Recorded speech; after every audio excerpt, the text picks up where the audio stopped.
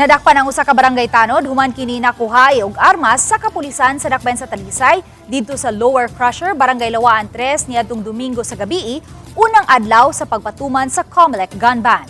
Ang nasikop giila sa alias nga si Janalo, 39 anyos, minyo og mulupyo sa maong lugar. Si Police Lieutenant Colonel Ipriam Paguyod, hepe sa kapulisan, nibutyag nga nagpahigayon sila og COMELEC checkpoint ug agresibo nga pagpatrolya sa dapit. Naabtan ang sospek nga adunay gida nga armas hinungdan sa iyang pagkasikop. Nakuha gikan kaniya ang usa ka .38 nga revolver nga adunay tulo ka mga buhing bala. Gawas nga nakalapas kini sa COMELEC Gun Ban, di usab lisensyado ang armas niini. Samtang kapitan sa Lawaan 3 nibutyag nga ila nang gisuspenso ang maong tanod. Mag-verify po ng may mga dalang armas na wala pong lisensya. Kasi ang konsepto po natin, we do not rest only on checkpoints operation. Kasi alam nyo minsan, iniiwasan lang nila yung checkpoint.